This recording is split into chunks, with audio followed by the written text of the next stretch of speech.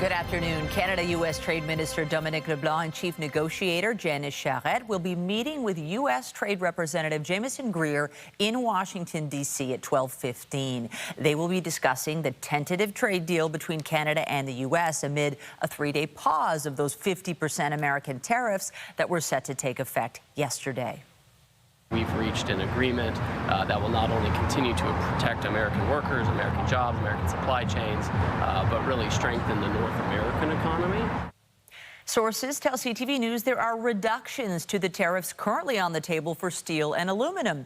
Another major concern has been over American access to Canada's supply-managed dairy sector. U.S. President Donald Trump says a fair deal has been reached there, making tariffs, quote, non-existent for U.S. farmers. Yesterday, LeBlanc indicated the decades-old supply management system will remain in place.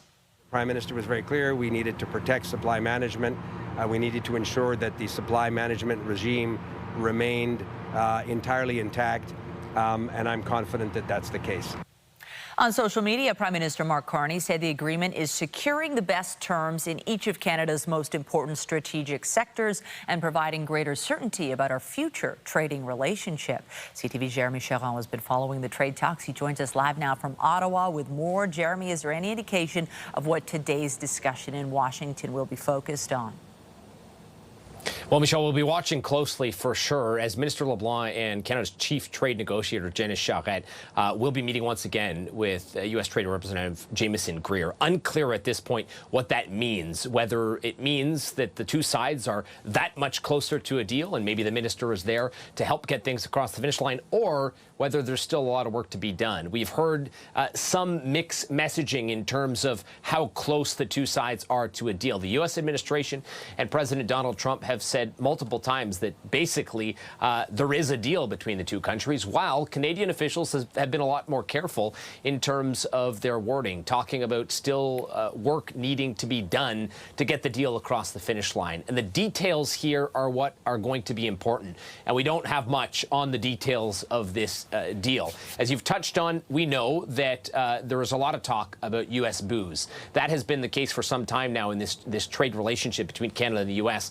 U.S. President Donald Trump is not happy that U.S. booze has been kept off the shelves. The Prime Minister, as we know, briefed premiers yesterday and told them that that will be part of the agreement, putting U.S. booze back on the shelves. The other thing you touched on is the dairy industry, and we do not have many details there. U.S. President Donald Trump seems to think that this proposed deal, whenever it is finalized, will be good for U.S. dairy farmers, that there will be no tariffs for U.S. dairy farmers. But the minister, Dominic LeBlanc, insists that supply management in the dairy industry will not be changed. So there are a lot of questions still about the details surrounding what will change in the dairy industry.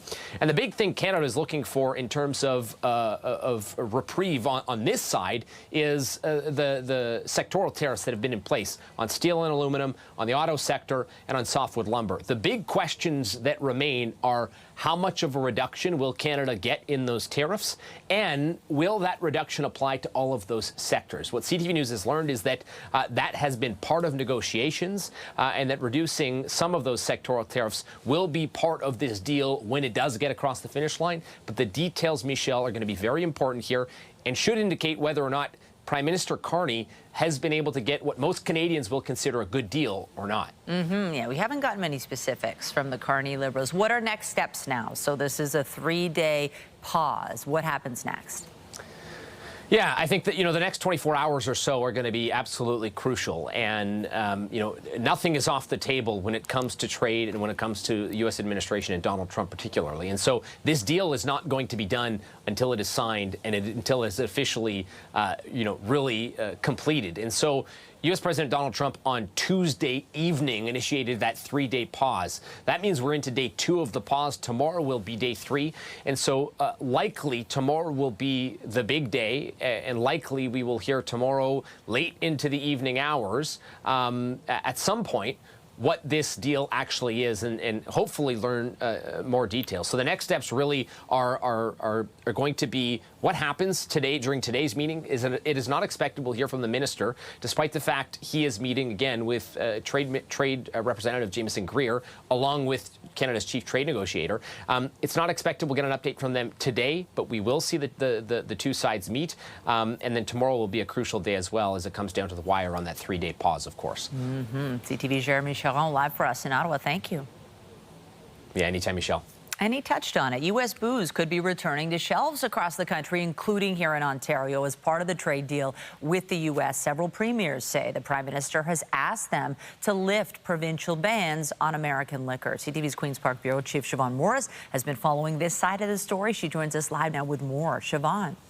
Well, Michelle, the big question right now is what Doug Ford thinks of all this. We haven't heard a peep from the Premier over the last few days about where his mind is on this. You'll remember it was close to a year and a half ago now that Ontario pulled U.S. booze off the shelves of the LCBO. There's about $80 million worth of alcohol sitting in storage. That's where it has been for the last 18 months or so. And the Premier has been pretty emphatic that it's not coming back. He had been saying until all the tariffs were removed. We're not clear if that remains his thinking. We have heard from some of his allies. Tim Houston, the Premier of Nova Scotia, he is willing to put U.S. booze back on the shelves of liquor stores in that province. Our closest indication is something we heard from the Premier last week. Take a listen. During the negotiations, if we get a fair deal that will protect our steel sector, our auto sector, our forestry sector, agriculture sector, manufacturing sector, then we'd be more than happy to bring booze back on the shelves only if we have a deal that's going to protect those sectors. The Prime Minister has asked us to look at that. It's been an irritant. It's been something that has kind of really bothered the United States for so many reasons. Now, whether Nova Scotians or whether Canadians will actually buy it when it gets back on the shelves, that's a whole nother discussion. That is borne out in research. We did see a poll from Nanos Research done for CTV News about a week ago, and it found close to 3/4 of Canadians say that even with U.S. booze back on the shelves, they'd walk on by, stick to other options. We know that Ontario wineries, breweries, and distillers have seen a huge spike in their sales over the last 18 months. Reporting live from Queen's Park, I'm Siobhan Morris. Michelle, back to you. Thank you, Siobhan. Still to come, Ontario's Education Minister expects the school year to start as usual, despite labor unrest among education unions. We'll have those details a little later in the newscast. A home was struck by gunfire in Etobicoke overnight. CP24's Courtney Hills has been following this story and joins us live now with the latest. Courtney. Good afternoon, Michelle. Residents who live on this quiet street in Rexdale are shocked with what happened here overnight. Many concerned because this is the second time something like this has happened in the neighborhood. Behind me, the home that was struck by gunfire, the scene is cleared. Police were here for much of the morning, and they say they were called here at about 4 o'clock over reports of shots fired. They found evidence of gunfire, and we noticed officers focused on a number of shell casings on the road just outside of the home, some bullet holes in the garage door, even shots inside the home. We noticed bullet holes inside the front hallway, and the police had marked those holes that were inside. No injuries to report, but again, so very concerning for people who live around here. I talked to a couple of people who heard the gunfire.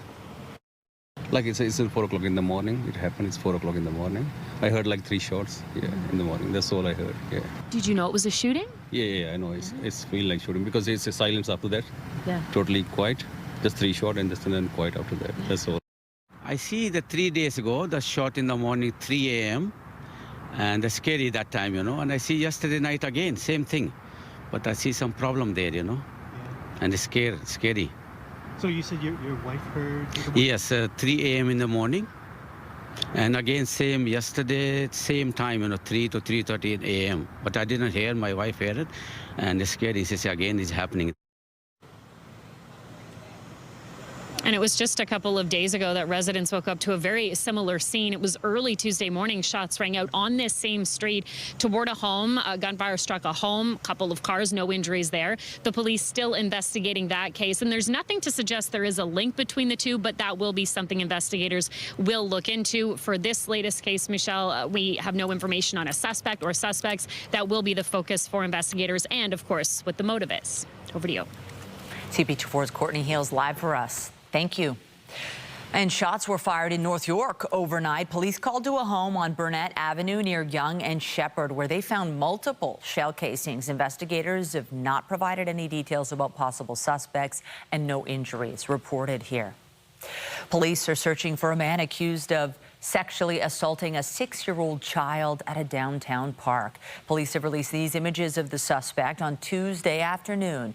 Police were called to Roundhouse Park near Bremner and Lower Simcoe for reports of a sexual assault. Investigators say the child was playing on trains in the park when the suspect is alleged to have walked up and sexually assaulted them. The suspect was then confronted by a parent and ran away.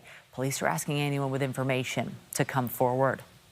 A motorcyclist is dead following a crash in Scarborough last night. This happened just after 9:30 near Shepherd and Grand River Boulevard. Police say the motorcyclist, a man in his 40s, was struck by a vehicle. He was taken to hospital where he later died. The driver of the other vehicle remained on scene, and the circumstances leading up to this crash are under investigation. Meantime, one person remains in hospital with life-threatening injuries following a crash on the 401 in Scarborough. It happened in the westbound collector lanes at Port Union Road. This was around 7:45 last night. The OPP say 4 people were taken to hospital, including one person in critical condition. The cause of this crash still under investigation. Days after stepping down as a Liberal MP, Sean Chen says he will be running for City Council. Chen says he plans to register as a candidate for council in Scarborough North. He served as MP for the riding since 2015. Chen stepped down on August 15th in order to deal with health issues from a serious crash he was involved in while commuting to Ottawa last year. Ontario Education Minister Paul Calandra was asked about the labour unrest among some of the province's education unions this morning. He says he expects the school year to start as usual. I still remain very optimistic, to be honest with you. We've engaged, I think, in over 40 different sessions on bargaining. I know that there is some voluntary arbitration that is also happening. There has been a bit of an impasse on some of the things which will be negotiated centrally and those which will be negotiated locally. But this is not something new. It's certainly not something that is unexpected. We remain committed to get a negotiated settlement so that teachers have certainty, parents have certainty, and students have the best opportunity to succeed. Earlier this week, the heads of several teachers and education unions said that strike action is not off the table if they fail to carve out new contracts with the government. Bargaining was paused for every union but the Ontario English Catholic Teachers Association over a dispute regarding which issues are negotiated with the province at a centralized versus local level. Most students in the province will head back to class on September 8th.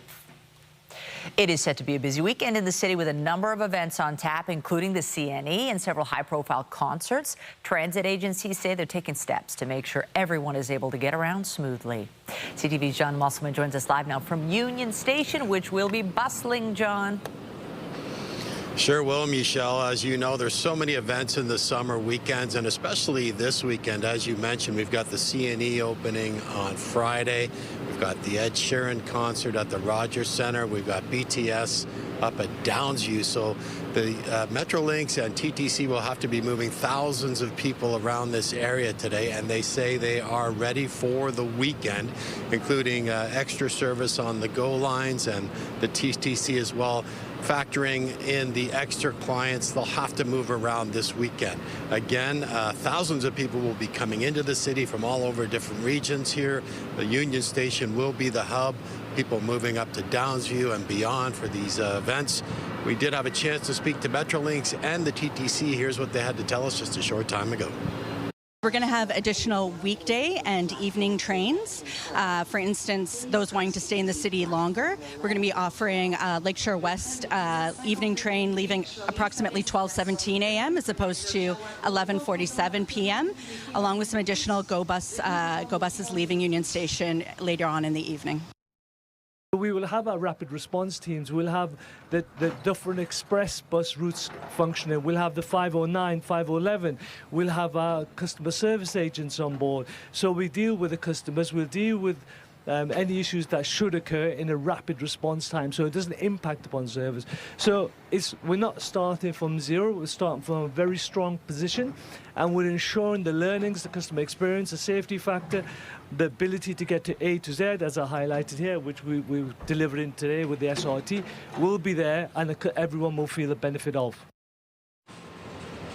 And Michelle, the TTC went on to say that they did learn a lot during the World Cup experience here in Toronto, so that should help this weekend, moving a lot of people around, thousands of people to all of these events. Reporting live outside Union Station, I'm John Musselman. I'll send it back inside to you. Thank you, John. Nice to know. We've learned some best practices, really appreciate it. And with a busy summer weekend in front of us, you want perfect summer weather to go along with it. A live look this hour at our skyline. And it's beautiful right now. We are into a nice little stretch of sun and warmth. But the weekend, although we're still a few days out, could be unsettled. Lindsay Morrison is here with a look at the current conditions. Lindsay. Yeah, Michelle, listening to everything that's happening in the city this weekend, and in particular a couple of outdoor events, the weather could certainly be a factor in how your plans progress. But today, it's pretty good out there. It is dry. It looks like the active weather staying stateside. A couple of showers early this morning around Fort Erie. Now we are seeing cloud cover move out too. Plenty of sunshine to the west of us here at this time. And as we make our way through the afternoon, we are expecting further clearing. So that will be nice. I'm just going to see if we can advance these boards manually here for a moment. My clicker not quite behaving, but 22 degrees at Pearson Airport. It feels like 24 once you factor in the humidity. Winds today, for the most part, are coming from an easterly direction, fairly light in nature, but that east wind, you often feel it. So there was a bit of a chill in the air early this morning. We are looking at a 7 on the UV index for today, which is high, not very high like we've become used to so much of this summer. The afternoon at a glance, it's looking quite lovely. So more sunshine if you're still seeing a bit of cloudiness right now. 26 degrees is going to feel more like 29. But yes, we do have some active weather to talk about this weekend. So that's coming up in your forecast. For now, though, Michelle, back to you. Thanks, Lindsay.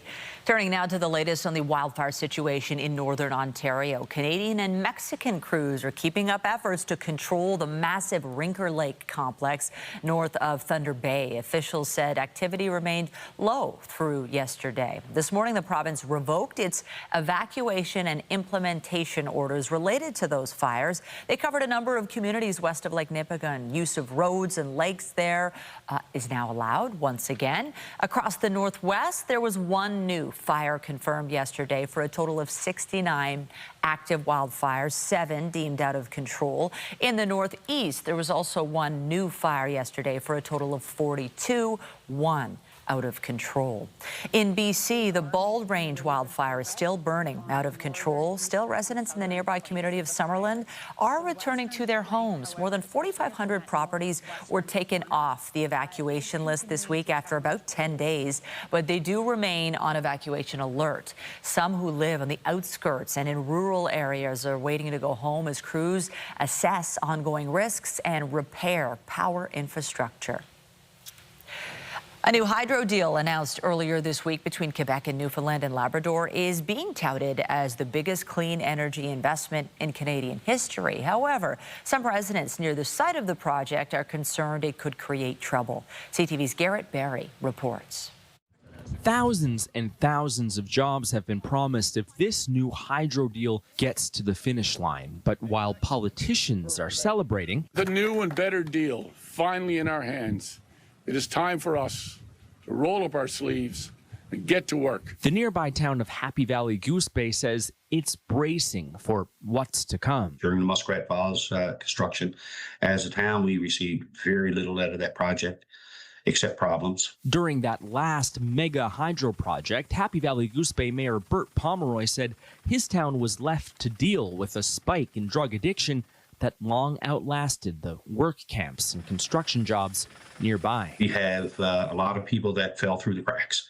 We had a lot of young people that secured employment at Gull Island, and in some cases, everything they made went up their nose. He's asking for a plan from Newfoundland and Labrador's provincial officials for improvements in emergency services, health, and municipal infrastructure before he will support the new deal. Goose Bay is home to about 8,000 people. Mayor Pomeroy says no town in Newfoundland and Labrador will be so heavily hit by all of the traffic this mega project could bring. His calls for support received some backing from opposition leaders in St. John's that are beginning to dissect the new Churchill Falls agreement. We know what the problems are. It's not like they're going to suddenly appear. We know what the issues are there now. We know what the issues that will be exacerbated. So start that now. Now, because time will be tight, officials say they want to finish negotiations between Quebec and Newfoundland and Labrador by the end of the year. Garrett Barry, CTV News, St. John's. Foreign Affairs Minister Anita Anand is heading to Washington, D.C. to meet with U.S. Secretary of State Marco Rubio. Anand's office says the meeting is not about trade. She has previously stated she will leave those talks to Canada-U.S. Trade Minister Dominic LeBlanc. Anand and Rubio are due to discuss other global issues, though her office has not offered any specifics. A Russian missile and drone barrage killed at least 16 people in Ukraine's Kyiv region today. The capital and surrounding areas were struck in a nighttime attack that lasted for hours. About 40 people were injured as air raid warnings lasted until after dawn. More than 38,000 people sheltered in Kyiv's subway stations overnight. Ukraine's president called it a massive attack that was planned to cause as much damage as possible to civilian infrastructure. Strikes were recorded at 28 locations across the country. Donald Trump appears set to try a new approach as there is no signs the conflict with Iran will be ending anytime soon. The U.S. president is warning of economic warfare. Trump posted this on Truth Social, saying in part, "No one has given the Islamic Republic of Iran a greater opportunity to make a deal than me.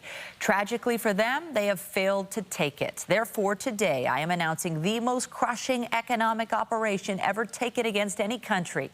This will be economic warfare and isolation on an unprecedented scale." The president warned of economic consequences for any nation that helps Iran. He did not name any countries or specific steps the U.S. would take.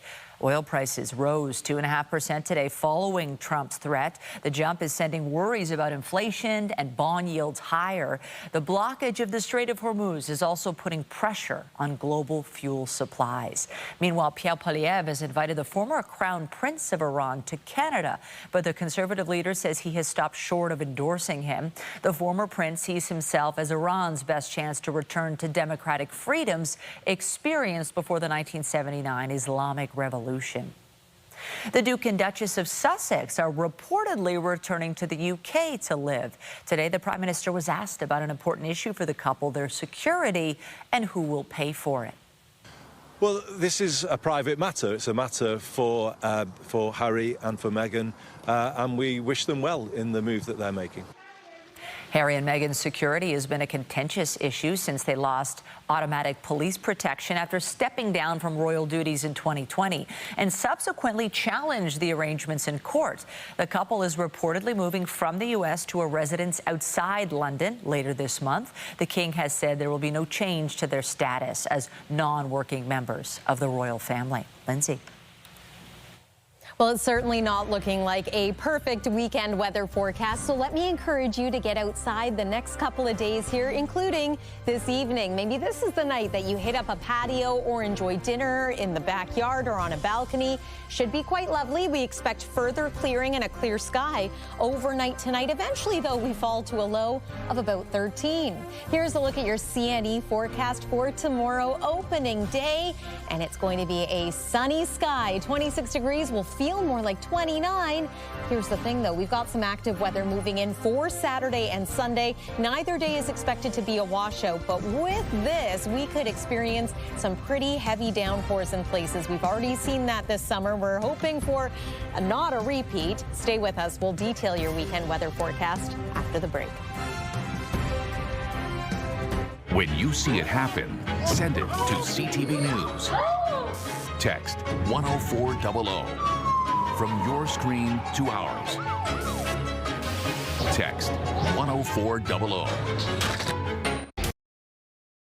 Korean boy band BTS is set to take the stage at Rogers Stadium this weekend, and fans are already preparing for the big shows. Our Jessica Smith joins us live now from near Rogers Stadium with more on all the hype in the city. Jess.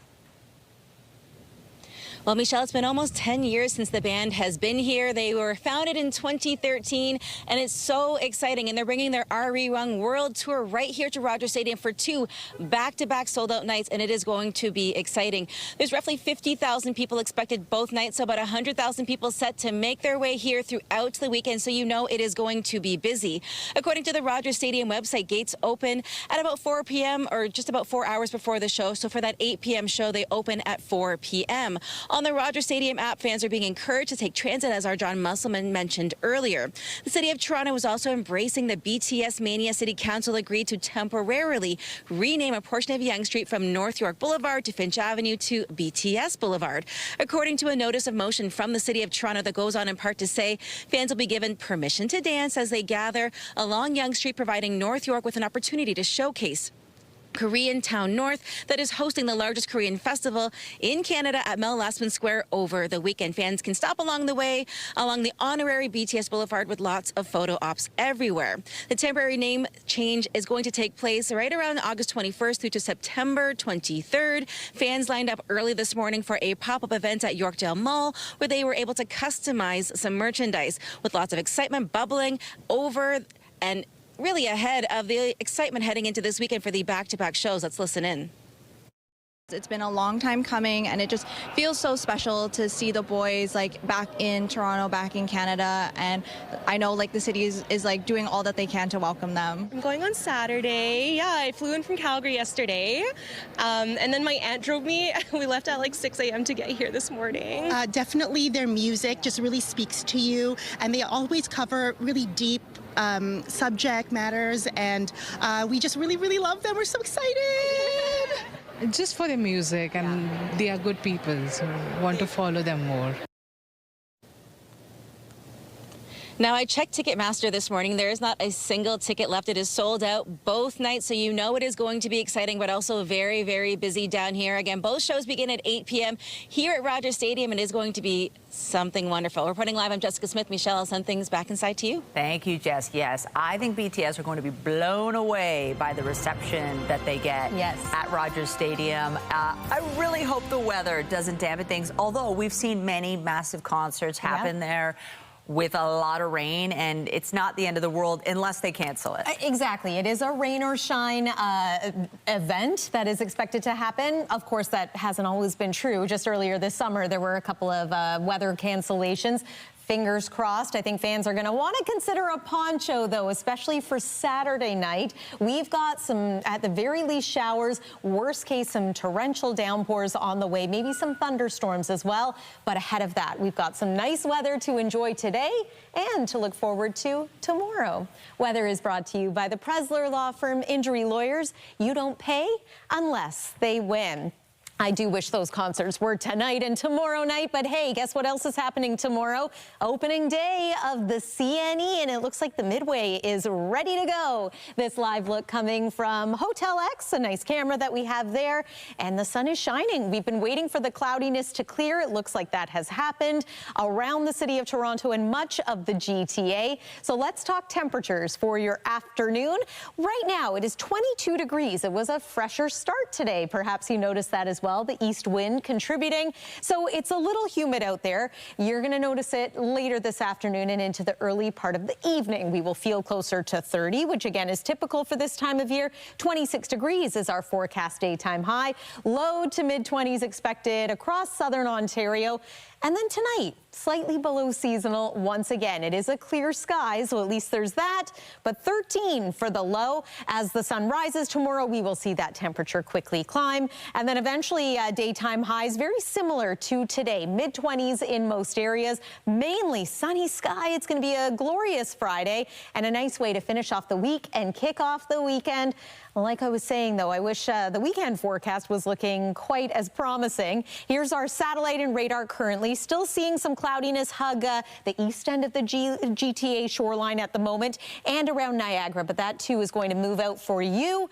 And as we look ahead to the next couple of days, high pressure is the name of the game until the next disturbance starts to brew and form here. And with this one, as mentioned, we could see some pretty heavy downpours by the time we reach Saturday night. We've had a couple of instances this summer where we have had flooding rainfall. I hope that this is not going to be another one of those events. But there's a look at tomorrow afternoon. It is dry. It is sunny. Saturday morning could start off dry, but as we make our way into the afternoon, you can see showers and storms beginning. And then here's Saturday night. So yes, that's some pretty heavy rainfall around 9 p.m. Remember to be safe if you're going to be out and about Saturday evening. And even into Sunday morning, we are still looking at some leftover rainfall. Sunday itself is continuing to be an unsettled day, but hopefully we're going to enjoy plenty of dry weather as well. These numbers have been fluctuating greatly as the models update. Again, it's possible and even likely that some communities are going to see around 30 millimeters of rain or more. So just keep this in mind as we make our way through the weekend. Saturday, not a total washout. A lot of the daytime hours will be dry in places. And same with Sunday. We should eventually get some improvements, but that 70% chance of showers continues. We go from 26 degrees on Saturday to about 22 on Sunday. And then we are below seasonal to kick off the early part of next week as well. That's the weather for now. Michelle, I'll send it back to you. Thank you, Lindsay. Well, the Blue Jays will be going for a series win in Tampa this afternoon. That's a fair ball down the line. All the way into the left field corner. Smith around third, getting the wave. Relay to the plate, not in time.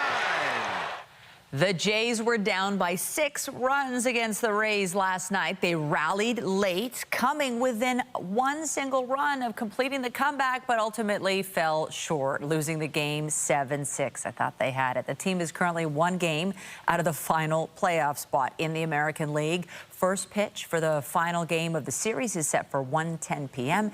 in St. Petersburg, Florida. And the Tempo will not be making the playoffs in their inaugural season following a loss to the Washington Mystics last night.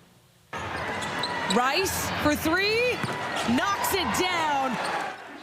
The Tempo were looking to snap an 11-game losing streak last night. Kiki Rice scored 19 points, but the team ended up losing to Washington 93-82. This loss means they are now mathematically eliminated from playoff contention. The team is back on the court tomorrow when they return to Toronto to host the Portland Fire. Toronto FC were looking for a second straight win when they hosted Charlotte FC last night. Dorsch clips this one in towards Shalaway. TFC tied the game at 3 in the 89th minute. That would be the final score as the teams played to a 3-3 draw. TFC is back on the pitch Saturday when they head to Florida to play Inter Miami. And the head of the Ontario Honda Dealers Indy at Markham is apologizing after fans went home disappointed on the event's opening day last Friday. Jeff Atkinson says setting up the track and getting it approved by safety inspectors was the biggest challenge facing this event. His team was not able to get the course ready on time, leading to Friday's full day of on-track activities being canceled. Atkinson has apologized for the failure, but says he is proud of how the event came together overall. Still to come on CTV News at noon, WestJet is being ordered to change its policy regarding mobility aids. We'll have those details when we come back.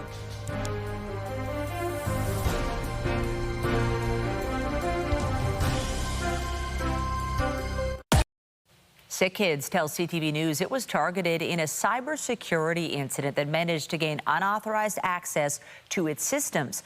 The Hospital for Sick Children says personal information of some current and former employees may have been compromised. The incident affected its external careers website, so data belonging to job applicants may also have been affected. Sick Kids notes an ongoing investigation has linked the breach to a vulnerability in a third-party application, and it's alerted all potentially impacted individuals. It also says clinical systems and patient information were not affected, nor was patient care. Kitchener-Waterloo Oktoberfest is sounding the alarm about scams targeting vendors and small businesses. CTV's Alexandra Hollick has more on an impersonation scheme that already costs some would-be vendors hundreds of dollars. For nearly 60 years, the spirit of Gemütlichkeit has descended on downtown Kitchener. Carlsberg Square transforms into Willkommen Platz, welcoming thousands of people and dozens of vendors. But in the lead up to this year's celebrations, organizers of the Kitchener-Waterloo Oktoberfest are tapping in with a word of caution.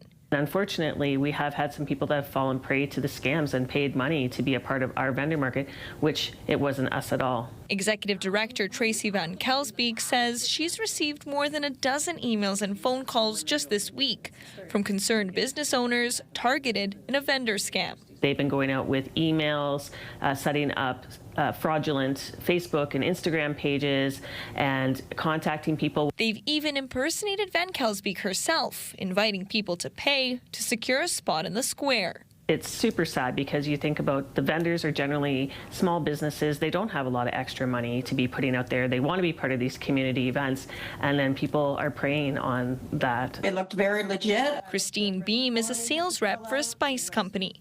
She says she found a Facebook ad looking for vendors and thought she had applied to sell products at Oktoberfest. I filled it out, got an email back saying that I was accepted. And then they wanted $350 to join it as a vendor. Beam sent in the money, but she says she became suspicious when they started asking about insurance. In the same day, she got caught in a second scam with a similar application process. In total, she's out more than $700. So that's a lot of product I have to sell just to make up that money. Van Kelsbeek says she isn't sure how many vendors were targeted or how much money has been lost, but she urges business owners to check their inboxes for signs of a scam. Do not provide any credit card information. Do not provide any personal information until you do that follow-up with us. Anytime that you would get an invoice from us, it would definitely come from an oktoberfest.ca email too. So be very, very wary. Oktoberfest organizers tell us they have reported the scam to Waterloo Regional Police and the Canadian Anti-Fraud Centre. And they're asking anyone who may have received a suspicious email to contact the KW Oktoberfest team directly. Alexandra Hollick, CTV News, Kitchener. Canada's transport regulator says WestJet is imposing an undue barrier on travelers living with disabilities by effectively barring some power wheelchairs from its planes. The Canadian Transportation Agency says WestJet must scrap its 300-pound weight cap on mobility aids in the next year. It says WestJet should use spreader plates to better distribute the wheelchair's weight in the cargo hold and arrange alternative travel with other airlines until then. The case was brought by Stephen Fletcher, a former federal minister of state for transport, after he was prevented from flying with his custom wheelchair.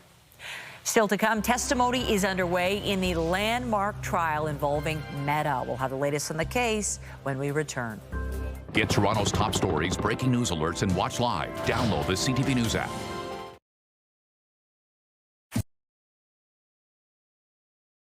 Some big news out of the world of innovative medical treatments. U.S. biotech giant Moderna is sharing positive trial results for a new experimental cancer vaccine targeting the deadliest form of skin cancer, melanoma.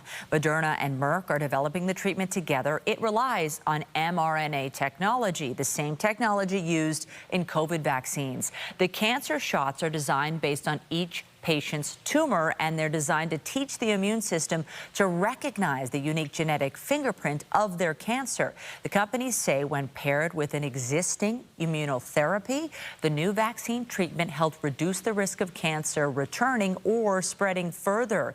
They said they plan to present the full study results at an upcoming international medical meeting, with no timeline on applying for regulator approval in the United States. A former engineering director at Meta has testified that CEO Mark Zuckerberg created a culture that may have led to the company shirking responsibility for protecting children on its platforms. Arturo Bejar told a court that Zuckerberg is heavily involved in all decision-making. He is the first witness in the landmark trial, which is seeing 29 states sue the tech giant. They're accusing Meta of designing platforms to addict young users and illegally collect data data from people under 13 years old. Meta has denied any wrongdoing and insists Bijar's opinions are beyond the scope of his work. The rise of artificial intelligence is a growing concern for many industries, including the music business. Performers are battling waves of AI-generated content and calling for regulation to help separate what's made by humans and what is made by machines. CTV's Alex Karpa reports. Jacob Hurd lives and breathes music, picking up and playing the guitar any chance he can. He's a musician and composer who has performed with dozens of Winnipeg bands and written around 100 songs. After nearly 2 decades in the industry, he's adapted to sweeping technological changes.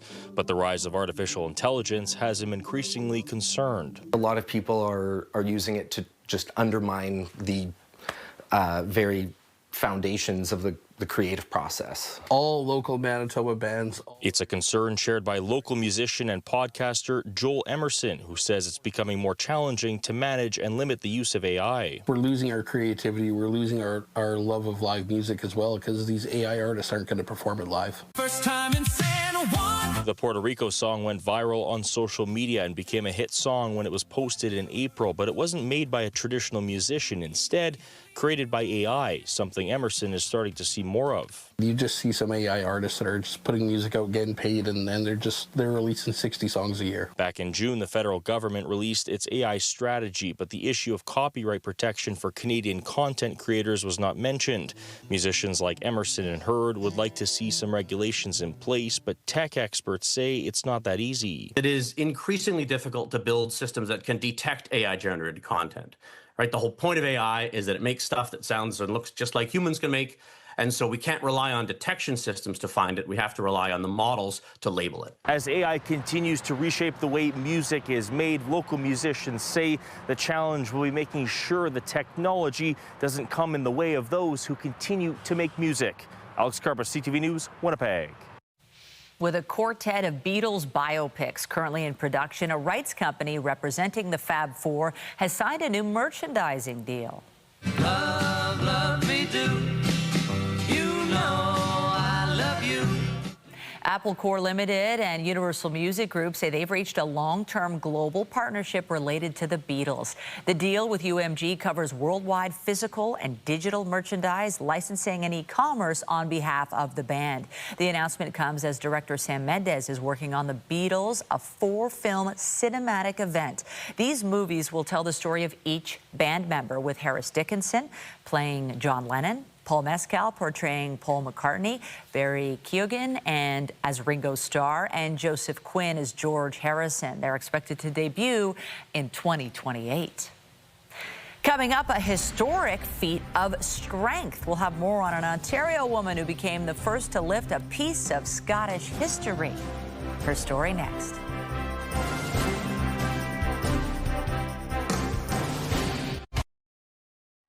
An Ontario woman has made history with an international display of strength, lifting a piece of Scottish history in what secured her place in the record books. CTV's Colton Weens has the story. Back strong,